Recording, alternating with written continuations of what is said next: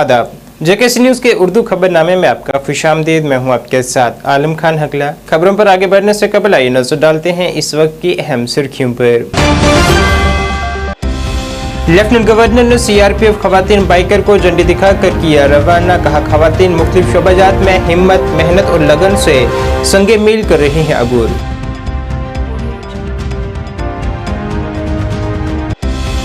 सरहदी जिला राजौरी के कालाकोट जंगलों में हिफाजती एहलकारों और दहशतगर्दों के दरमियान तसादम जारी। 3 फौजी जवान जख्मी। दहशतगर्दों के खात्मे के लिए जदीद आलात का किया जा रहा है इस्तेमाल। पीएचई आरजी मुलाजमीन ने 4 अक्टूबर से बड़े एहतजाजी मुजाहिरों का सिलसिला शुरू करने का किया ऐलान। तमाम आरजी मुलाजमीन से एहतजाज में शमूलियत की गई अपील। और लोक जनशक्ति रामविलास पार्टी ने रोजगार स्टेट बीमा कवानीन के खिलाफ वर्जियों के लगाए इल्जाम। कहा, मुख्तलिफ तंजीमें मुलाजमीन का कर रही है इस्तेहसाल।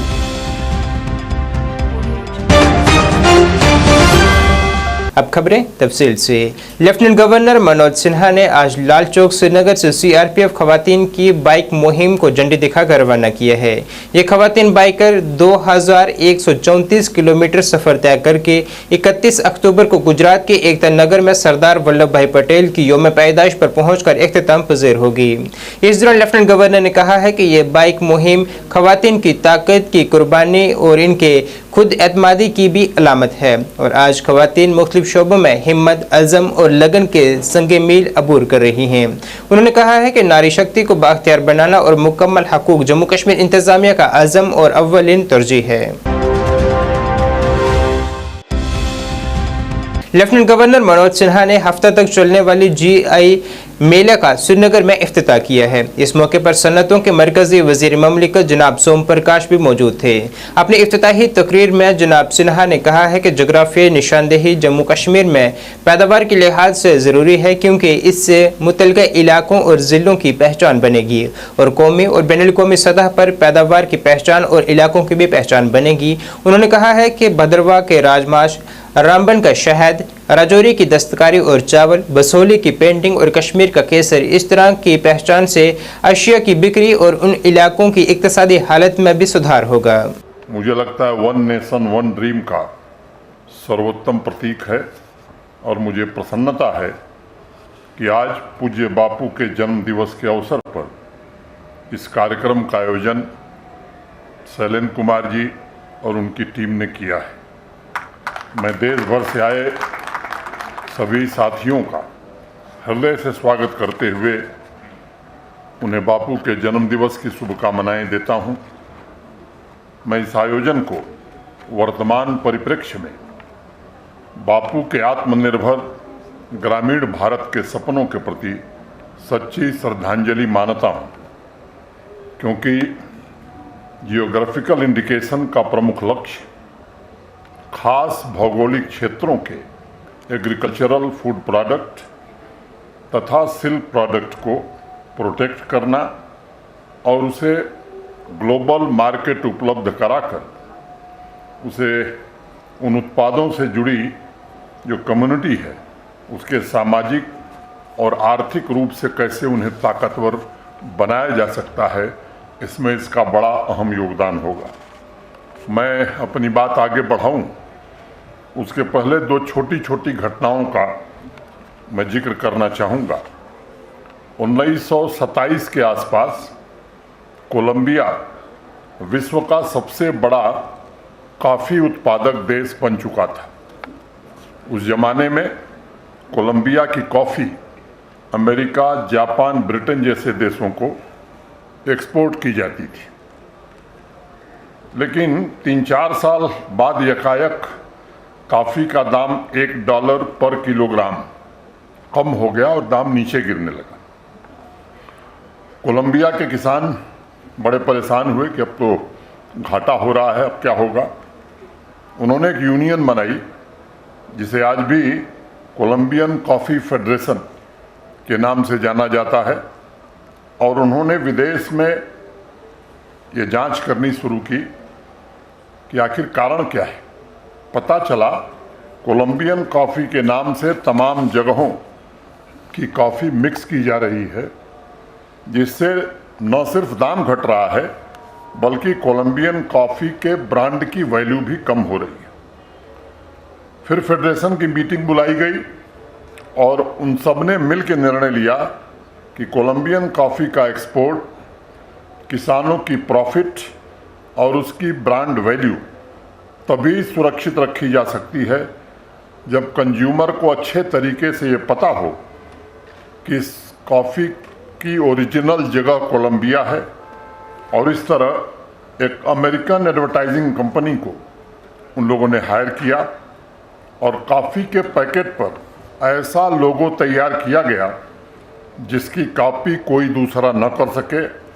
ऐसी नंबरिंग की गई जिससे कंज्यूमर को ये पता चल सके कि यह कॉफ़ी वास्तव में कोलंबिया में ही पैदा हुई थी या वहीं पर आई थी। इसके बाद जिन देशों को यह कॉफ़ी एक्सपोर्ट की जाती थी वहाँ का सर्वे किया गया और उसका जो परिणाम आया 3 महीने के अंदर 91% की ग्रोथ सेल्स में दर्ज की गई। सरहदी जिला राजौरी के कालाकोट तहसील में दहशतगर्दों और हिफाजती एहलकारों के दरमियान एक झड़प जारी है जिसमें 2 से 3 दहशतगर्दों की मौजूदगी की इतला है और इलाके में रुक रुक कर गोलीबारी का सिलसिला भी जारी है।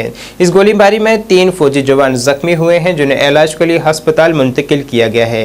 इलाके में दहशतगर्दों की मौजूदगी की इतला मौसूल होने के बाद गुज़िश्ता कल वहां तलाशी मुहिम शुरू की गई थी जो कि अब भी जारी है और यहाँ ड्रोन और जदीद आलात के जरिए दहशतगर्दों पर नजर रखी जा रही है।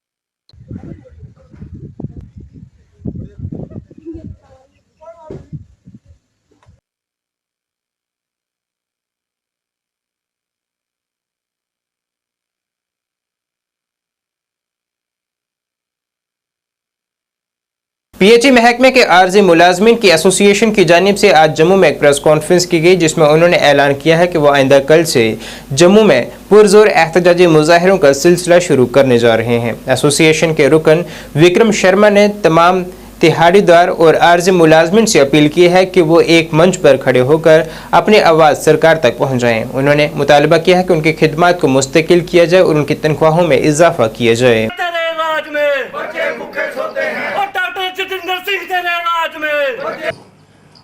आपने हमें मजबूर किया है। कल 4 तारीख को हम जितना भी डेली वेजर भाई है मेरी उनसे हाथ जोड़कर अपील है साथियों, अभी नहीं तो कभी नहीं। साथियों, कल बढ़ चढ़कर एक दूसरे का सहारा बनो। जिसके पास किराया नहीं है उसको किराया दो। सभी डेली वेजर मेरा भाई 10 बजे चीफ ऑफिस पहुंचे, बढ़ चढ़कर ज़्यादा से ज़्यादा संख्या में। साथियों, हमें मजबूरन अब सड़कों पे उतरना पड़ गया है। अब क्या करें साथी, हमारे परेशान हो गए हैं। जे गूंगी बहरी सरकार है, जे एलजी प्रशासन गहरी नींद में सोए हैं। इन्हें पर डिमांड हमारी ये है SRO चोट के तहत हमें परमानेंट किया जाए, रेगुलर पासी दी जाए। जो जिनके 7 साल पूरे हो चुके हैं उनको अपना रेगुलर किया जाए। जो रह जाते हैं उसको ड्यूटी के तहत उसको 18.5, 19, 20 हज़ार जो है डेली वेजर के तहत उसे पे मिली जाए। बाकी हम बहुत तंग आ चुके हैं। कल हमारा जितना भी डेली वेजर है कल सड़कों में होगा। जो भी परेशानी होगी, किसी डेली वेजर को कोई भी प्रॉब्लम होगी, उसकी सारी जिम्मेदारी एलजी मनोज सिन्हा की होगी, गवर्नर की। और हमारे इधर जितने भी सीनियर भाजपा के लीडर हैं और इनकी जिम्मेदारी होगी। हमको 1 साल चौथा महीना लग गया है। 1 साल चौथा महीना लग गया, लगातार हमारा पीएचई का प्रोटेस्ट चल रहा है। ये गहरी नींद में सोए हैं। हमें समझ नहीं आती कि हमारा तमाशा क्यों बनाया जा रहा है। हम सीधे इनको संदेश देते हैं कि अगर हमारी ज़रूरत है हमें रखा जाए, अगर हमारी ज़रूरत नहीं है हमारा एक आर्डर निकाले, हमारा पेंडिंग वेजेस दिया जाए, हम चुपके से अपने घर चले जाएंगे, हम एक भी प्रोटेस्ट नहीं करेंगे। हमारी गवर्नर साहब से ये अपील भी है और वार्निंग भी है, फिर हम देखते हैं ये डिपार्टमेंट कैसे चलता है। आपका कल एक दिन का रहेगा या आगे भी रहेगा? सर कल से लेके हमारे प्रोटेस्ट ही प्रोटेस्ट चलेंगे, धरने प्रदर्शन होंगे, कल से उग्र प्रदर्शन शुरू हो जाएंगे। इसकी जो भी प्रॉब्लम होगी सारी जिम्मेदारी एलजी प्रशासन की होगी, जो गहरी नींद में सोए हैं, कुंभकर्णी की नींद में सोए हैं। एलजी प्रशासन को हम वार्न भी करते हैं और अपील भी करते हैं, एलजी साहब हमारा तमाशा मत बनाइए, हम बहुत तंग आ चुके हैं। 9,000 रुपये हमें पे मिलती है, 9,000 में हम बेटी पढ़ाएंगे, स्मार्ट मीटर ले लो, प्रॉपर्टी टैक्स ले लो, कैसे हम अपने 9,000 में अपने घर का खर्चा चलाएंगे? ये तमाशा बनाया गया है। अगर ड्यूटी बनी है, ड्यूटी के तहत हमें 18,500, 19-20 हज़ार जो मिल रहा है as a Delhi duty rate, वो हमें मिलना चाहिए। जिनके 7 साल पूरे हो चुके हैं उनको परमानेंट किए जाएंगे। लोक जनशक्ति रामविलास पार्टी के कश्मीर खित्ता के स्टेट सेक्रेटरी और इंचार्ज नासिर मीर ने एक प्रेस कॉन्फ्रेंस से खिताब करते हुए लेबर महकमे पर लापरवाही और गफलत बरतने के इल्जाम आयद किए हैं। उन्होंने कहा है कि इन तंजीमें रोजगार स्टेट बीमा कवानीन की खिलाफ वर्जियां कर रही हैं, जिन पर कोई कार्रवाई नहीं की जा रही। साथ ही मिनिमम वेजेस कानून की भी खिलाफ वर्जियां की जा रही हैं और मुलाजमिन को कोई इजाफी काम के इजाफी फायदे नहीं दिए जा रहे। उन्होंने आला हुकाम से अपील की है कि इस मामले को संजीदगी से लिया जाए। तक उनको कोई भी बेनिफिट नहीं मिल रहा है। तो ये जो मुद्दा है ये मैं बात कर रहा हूं लेबर क्लास लोगों के लिए। लेबर क्लास में प्राइवेट एम्प्लॉयज आते हैं, प्राइवेट स्कूल्स के, हॉस्पिटल्स के, शॉप्स के, जितने भी इस्टेब्लिशमेंट्स हैं हमारे पास, उन सब के एम्प्लॉयज के लिए बात हो रही है। उन सब के हवाले से मैं आज बात करना चाहता हूं। जितने भी डिपार्टमेंट्स चल रहे हैं, चाहे वो गवर्नमेंट प्राइवेट स्कूल्स हो या प्राइवेट जो हमारे हॉस्पिटल चल रहे हैं, क्लिनिक्स चल रहे हैं, या प्राइवेट जो ऑफिस चल रहे हैं, लेबर डिपार्टमेंट जो इनका अपना डिपार्टमेंट है कहीं ना कहीं गहरी नींद में सो रहा है। सुबह इनके मुलाजिम आते हैं 11, 11:30 बजे ऑफिस, मैंने बहुत बार देखा हुआ है, और शाम को 3:30 बजे इनका निकलना होता है, दिन में कोई काम नहीं होता। तो मैं जानना चाहता हूं, आपके माध्यम से ये बात आगे पहुंचाना चाहता हूं कि अगर लेबर डिपार्टमेंट का काम है इंस्पेक्शन करना, तो उनको अपने इस डिपार्टमेंट के बिहाफ पे इंस्पेक्शंस करने चाहिए। डिफरेंट ऑर्गेनाइजेशंस का डिफरेंट जो इनके इंडस्ट्रीज में, हमारी बहुत सारी इंडस्ट्रीज चल रही हैं, उनका इंस्पेक्शन होना चाहिए। क्या ये जो इंडस्ट्रीज है, ये जो ऑर्गेनाइजेशंस है, क्या इनका ESI में रजिस्ट्रेशन है? क्योंकि ESI एक्ट कहता है कि अगर आपके इसमें 10 से ज्यादा लोग काम कर रहे हैं तो आपको एम्प्लॉयमेंट स्टेट इंश्योरेंस में रजिस्टर कराना पड़ेगा। तो मुझे नहीं लगता है कि यहाँ पे किसी भी लेबर को ये हक मिल रहा है कि उनका ESI हुआ है। ESI से बेनिफिट ये है कि इनका जो है अनलिमिटेड इंश्योरेंस होता है, कल को कोई घटना घट जाती है तो यही लोग जो है ESI वाले इनका परिवार का ख्याल कर लेंगे। मिनिमम वेज एक्ट का भी यहाँ पे जो है ख्याल नहीं रखा जाता है। मिनिमम वेज एक्ट कहता है कि एक लिविंग जिस हिसाब से इंसान की जिंदगी गुजरे, एटलीस्ट उसको उतना मिलना चाहिए वेज। तो यहाँ पे सबसे इंपॉर्टेंट बात जो मैं करना चाहता हूँ वो करना चाहता हूँ प्राइवेट टीचर्स की। जितने भी प्राइवेट स्कूल्स हैं, बढ़िया बढ़िया स्कूल हैं, बहुत ज्यादा आमदनी है। लास्ट प्रेस कॉन्फ्रेंस भी मेरी प्राइवेट स्कूल्स को रिलेटेड थी। बहुत ज्यादा फीस इन्फ्लेशन, बहुत ज्यादा ट्रांसपोर्ट फीस इन्फ्लेशन, हद से ज्यादा उनका पैसा आता है, लेकिन उनके जो टीचर्स हैं वो कहीं ना कहीं खाली हाथ कहीं ना कहीं लौटते हैं। 1500, 2000 रुपए नौकरी करते हैं। तो मिनिमम वेज एक्ट का भी यहाँ पे पामाल हो जाता है। क्योंकि एक एक्ट जो मैंने आपको बताया मिनिमम वेज एक्ट, इसमें एक कैटेगरी होती है लोगों की, स्किल्ड लोग होते हैं, सेमी स्किल्ड लोग होते हैं, हाईली स्किल्ड लोग हैं, तो ग्रेडिंग के हिसाब से पेमेंट होता है। लेकिन अनफॉर्चुनेटली जो हमारा ये मिनिमम वेज एक्ट है, इसमें टीचर का कोई कहीं पे नामो निशान नहीं है। टीचर को ना ही स्किल्ड में रखा गया है, ना ही सेमी स्किल्ड में रखा गया है, और ना ही हाईली स्किल्ड या अनस्किल्ड में रखा गया है। तो इनके वेजेस को पामाल किया जाता है। 1500, 2000 में इनसे मजदूरी करवाई जाती है। तो मैं गुजारिश करना चाहता हूं आपके माध्यम से, हुकाम से, कि इनका ख्याल रखा जाए। ये जो मिनिमम वेज एक्ट है इस पे जरा ध्यान दिया जाए। टीचर्स का, जो प्राइवेट टीचर्स जो हमारे नेशन के बिल्डर्स हैं, इनको अपना हक मिलना चाहिए एटलीस्ट। और एक बात जो मैं यहाँ पे करना चाहता हूं वो है, जितने भी हमारे प्राइवेट ऑर्गेनाइजेशन चल रही है, चाहे वो दुकान हो, इंडस्ट्री हो, फैक्ट्री हो, हॉस्पिटल हो, स्कूल हो, तो कहीं ना कहीं जो है एक फॉर्म पी आता है, पेंशन इंफॉर्मेशन स्कीम का फॉर्म पी आता है। तो उसमें एक एम्प्लॉयर को क्या करना होता है, एम्प्लॉयर एक ट्रिप्लिकेट फॉर्म में इशू करता है फॉर्म पी, एक एम्प्लॉय को देता है, एक डिपार्टमेंट को देता है और एक अपने पास रखता है। उस फॉर्म पी में इंफॉर्मेशन जाता है कि इसका पेंशन जो है कैसे रहेगा, क्या सिस्टम रहेगा, लेकिन कहीं ना कहीं ये चीजें भी आज तक लेबर डिपार्टमेंट ने नजरअंदाज कर रखी हैं कि हाँ क्या फॉर्म पी है, कोई कुछ नहीं करता इस चीज को लेके। जम्मू कश्मीर पीपल्स पार्टी के सरपरस्त आला शिबान एशाई ने पार्टी के दीगर लीडरान के हमरा पारिमपुरा का एक दौरा किया है। यहाँ उन्होंने हालिया दिनों में आगजनी से मुतासर हुए अफराद से मुलाकात की है। साथ ही उन्होंने इंतजामिया से अपील की है कि मुतासर कुंबों की माली मावनत की जाए। वाज़ेह है कि आगजनी के इस वाक़े में 17 रिहायशी मकान पूरी तरह से खाकस्तर हो गए थे। वहाँ से उसके अलावा मजीद जो पार्टी के लेवल पे हो जाएगा वो तो हम करेंगे ही करेंगे, मगर मैं उम्मीद करूंगा कि ये डिस्ट्रिक्ट एडमिनिस्ट्रेशन भी आपको हेल्प करे और ओवरऑल रिहेबिलिटेशन जो इस इलाके का होना चाहिए। आपसे उम्मीद है नहीं, जो अभी हमारे पास खाने के लिए कुछ भी नहीं, हम सच में हमारे जेब में 10 रुपए भी नहीं होंगे। करना इंशाल्लाह यूता पार्टी हिसाब आसे यूता हेको सिबिल कर तो आमती तथ मतलब बहुत वारिया शर्मिंदगी पाई कि पतिम कम हुक्मरान रूदमित मे बासान या ज़मीर जिंद या तो इनके पास दिल नहीं है। हमारे ही लोग यहाँ आप हो, ये सब यहाँ कश्मीर के ही बच्चे हैं। बेशु लैंड बैंक यूता जमीन तेज आज गवर्नमेंट बना 5-5-10 मरल मे बासान मे वो हाल सो गो गो तुम अलॉटमेंट ग अगर इंसाफ कह गो तुम अलॉटमेंट कह अगर elected government this would have been done within days.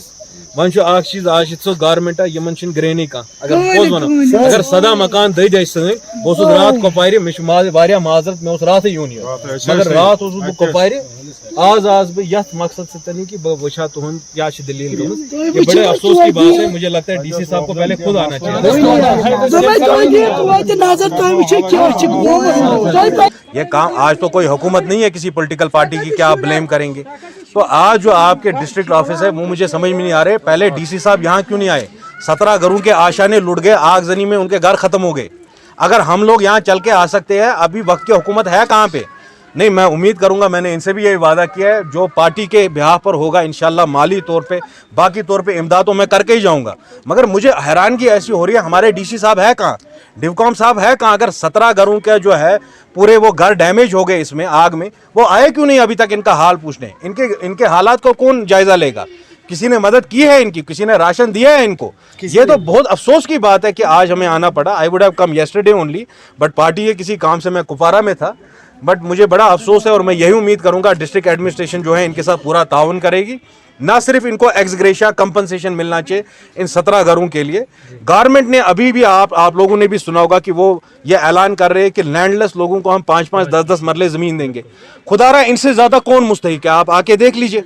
मैं डीसी साहब को, डिवकॉम साहब को, खुद एलजी साहब को बोल रहा हूँ, आप आके देख लीजिए। यहाँ पे इन लोगों को ज़मीन भी मिलनी चाहिए और ये रिहेबिलिटेट भी होने चाहिए। और मेरे आने का एक ही मकसद है, इंशाल्लाह जो भी इनकी जायज़ जो बीजेपी की जानिब से एक रोज़ा सोशल मीडिया और IT वर्कशॉप का इनेकाद किया गया है, जिसमें जम्मू ज़िले की बीजेपी की पूरी IT और सोशल मीडिया की टीम ने शिरकत की है, जिसमें उन्हें जानकारी दी गई कि वो किस तरह समाजी मीडिया का मज़ीद बेहतर तरीके से इस्तेमाल कर सकते हैं ताकि आइंदा पार्लियामानी इंतखाबात के लिए तैयारियों को यकीनी बनाया जा सके। जम्मू ज़िला में बैठक रखी है जिसमें एक ये वर्कशॉप है, जॉइंट वर्कशॉप है IT और सोशल मीडिया डिपार्टमेंट का, जिसके तहत हमने हमारे ज़िला स्तर के असेंबली लेवल पे और मंडल लेवल पे जितनी भी टीमें बनी हैं उन सबको बुलाया है आज यहाँ पे इस वर्कशॉप में। उनको विभिन्न प्रकार की जानकारी दी जा रही है किस प्रकार से सोशल मीडिया का बेहतर उपयोग वो आने वाले समय में और कर सकते हैं और क्या कमियां रही हैं पास्ट में उसको दूर किया जाए, और ताकि 2024 के लोकसभा चुनाव निकट हैं उसके लिए हम अपनी कमर कस के आज यहाँ पे तैयारी करके पूर्ण तरीके से उसको आज ये वर्कशॉप को अंजाम दे रहे हैं। ये एक पूरा दिन की वर्कशॉप चलेगी जो कि दोपहर के बाद ख़त्म होगी और इस वर्कशॉप में हम उनको वेरियस सोशल मीडिया के जो प्लेटफॉर्म्स हैं, चाहे वो फेसबुक है, ट्विटर है, इंस्टाग्राम है, यूट्यूब है, उसके बारे में डिटेल्ड जानकारी जो है हमारे जो कार्यकर्ता बंधु हैं। जम्मू कश्मीर बैंक खिदमत सेंटर ऑपरेटर्स एसोसिएशन का एहतजाजी मुजाहरों का सिलसिला आज भी जम्मू में जारी रहा, जिसमें वो हुकूमत से मुतालबा कर रहे हैं कि उनके लिए जॉब पॉलिसी को तश्कील दिया जाए और उनके सेंटर आगे उनके कुंभों के लिए ट्रांसफ़र किए जाएं। एसोसिएशन के मेंबरान का कहना था कि वो पिछले कई दिनों से एहतजाजी मुजाहरे कर रहे हैं, लेकिन इंतजामिया उनकी जायज़ मांगों की जानिब कोई तवज्जो मरकूज नहीं कर रही। हमारी मांगे पूरी करो, हमारी मांगे पूरी करो, हमारी मांगे पूरी करो। Save youth, save nation, save youth, save nation, save youth, save nation. हमारी मांगे पास है और मैं जम्मू से हूँ। आप पहले भी आप हमारे को कवर कर चुके हैं। हमारा यहाँ पे प्रोटेस्ट कंटिन्यूसली चल रहा है। कश्मीर डिवीज़न और जम्मू डिवीज़न, हमारा खिदमत सेंटर एसोसिएशन पैरेलली काफ़ी दिनों से हमारा एजिटेशन चल रहा है, लेकिन हम ये देख रहे हैं कि कहीं भी हमारा जो आवाज़ है वो एडमिनिस्ट्रेशन और JNK बैंक कहीं नहीं जा रही है, कहीं सुना नहीं जा रहा है, जबकि मीडिया में लगातार 20-25 दिन से आ रहा है। अब ये सिचुएशन हमारी ऐसी हो गई है कि मतलब हमें एजिटेशन ही करना पड़ रहा है। एजिटेशन करने से सोल्यूशन तो नहीं निकलता, लेकिन ये कि आवाज़ तो पहुंच रही है, लेकिन वो सुन नहीं रहे हैं, सुन के उसको एक्शन नहीं ले रहे हैं। ये एक बड़ा चैलेंजिंग मुद्दा है हमारे लिए। बाकी हम अभी भी उसी हमारी मांगे वहीं की वहीं हैं कि हमारा BC रोल आउट अब जो हमारा है वो बंद करें और ट्रांसफ़र पॉलिसी को लागू करें। ट्रांसफ़र पॉलिसी मतलब वो सबसे बड़ा डेंजरस चीज़ है हमारे लिए, क्योंकि हमारे जो सेंटर वो आगे ट्रांसफ़र ना हो तो हमारे लिए प्रॉब्लम है। तीसरा, हमारा जो डॉक्टर जितेंद्र सिंह जी का PMO ऑर्डर है उसको सिंहपुरा में सप्ताह संकल्प प्रोग्राम के तहत पब्लिक हेल्थ सेंटर में तकरीब मुनक़िद हुई है। इस प्रोग्राम का इफ्तिताह BMO पटन डॉक्टर मस्तूरा ने किया है। तकरीब में महकमा सेहत के आला ऑफिसरान, FCDM पटन, CMO बारामूला और दीगर शख्सियात ने शिरकत की है। इस प्रोग्राम में तमाम सरकारी स्कीमों, खासकर महकमा सेहत के बारे में लोगों को वक़्त पर जानकारी पहुंचाना है। लोगों को इस बात से भी बाखबर कराना है कि महकमा सेहत में किस तरह के मुफ्त इलाज और दीगर सहूलियात सरकार की तरफ से दस्तयाब करवाई जा रही हैं। इस प्रोग्राम की एक कड़ी के तहत महकमा सेहत की जानिब से सिंहपुरा से एक रैली भी निकाली गई, जिसमें TB और दीगर बीमारियों से बचने के तौर तरीकों के मुतल्लिक़ लोगों को आगाह किया गया है।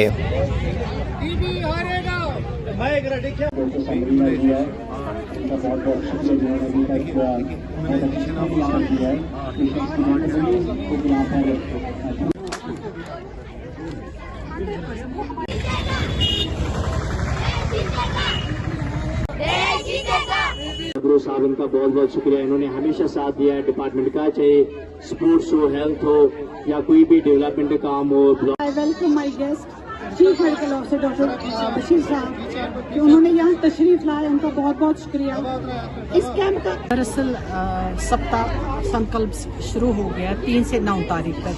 ये एक प्रोग्राम है जो अंडर ABP हमें शुरू करना है। आपको ये पता होनी चाहिए कि थ्रू आउट इंडिया 500 ऐसे ब्लॉक्स हैं जिनको एस्पिरेशन ब्लॉक्स दिए गए हैं। उनमें से हमारा एक ब्लॉक है सिंहपुरा पटन, डिस्ट्रिक्ट बारामूला। तो आज से 3 से 9 तारीख में एक हफ्ता होगा संकल्प सप्ताह जिसको हम कह रहे हैं। इसमें हमें कोशिश करनी है कि मैक्सिमम जो इंडिकेटर्स अपने अपने डिपार्टमेंट्स को मिले हैं उनको वो सैचुरेट करना है, इन इंडिकेटर्स को सैचुरेशन तक लाना है। जैसे कि हमें एंटीनेटल चेकअप्स अपने औरतों को इसलिए करने हैं कि हाई रिस्क प्रेगनेंसीज हमें पता चले on time, first trimester registrations करनी है, इम्यूनाइजेशन में देखना है कि ड्रॉप आउट्स मत ना है। फिर हमें NCD स्क्रीनिंग करनी है, खासकर 30 अबव जो हमारे लोग हैं उनको NCD स्क्रीनिंग हमें करनी है to detect the early non communicable diseases. दूसरा, एनीमिया मुक्त भारत में इट्स वेरी इंपॉर्टेंट प्रोग्राम जो एक इंडिकेटर है हेल्थ डिपार्टमेंट का। इसमें भी हमें देखना है कि एनीमिया मुक्त हमें हिंदुस्तान बनाना है। आज हम free of cost blood sugar भी कर रहे हैं और HB टेस्ट भी इन सारे लोगों को कर रहे हैं जो हमारे कैंप में आप देख रहे हैं, हमारे कैंप में आज आ रहे हैं। और एक स्पेशल प्रोग्राम जो NTEP नेशनल ट्यूबरक्लोज एलिमिनेशन प्रोग्राम, वो भी आज हम अवेयरनेस भी लोगों को दे रहे हैं और ऑन स्पॉट हम स्प्यूटम एनालिसिस कर रहे हैं फॉर प्रिजम्पटिव केसेस। जिला कुपवाड़ा के हिंदवाड़ा में मेन मार्केट में राइट वे होलसेल शॉप का इफ्तिताह किया गया है। यहाँ तमाम तर अशिया पर खसूसी छूट फराहम की जा रही है। यहाँ इस तरह की दुकान खुलने के लिए मकामी लोगों में भी काफ़ी खुशी देखी जा रही है।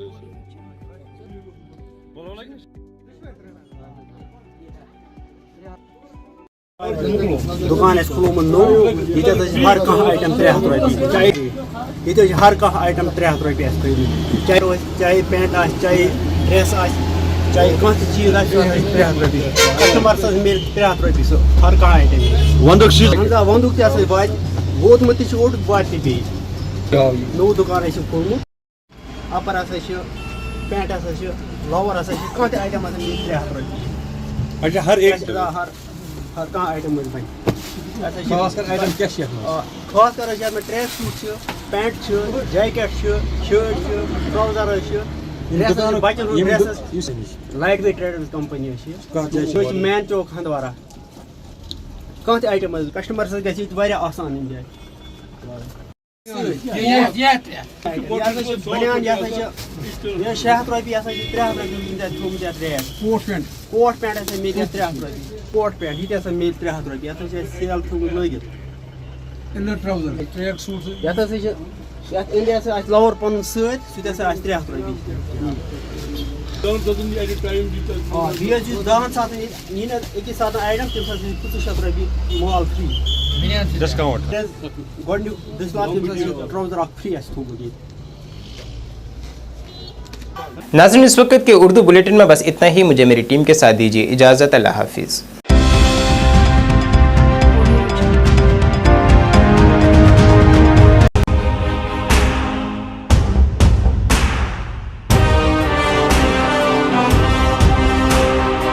जम्मू कश्मीर विकास तथा प्रगति के पथ पर लगातार अग्रसर है। मुझे खुशी है कि जम्मू कश्मीर के नौजवान अपने प्रदेश के विकास के लिए, जम्मू कश्मीर के लोगों के विकास के लिए बड़ी संख्या में सामने आ रहे हैं। ये हमारे युवा ही हैं जो जम्मू कश्मीर में विकास की नई गाथा लिखेंगे। आइए अमृत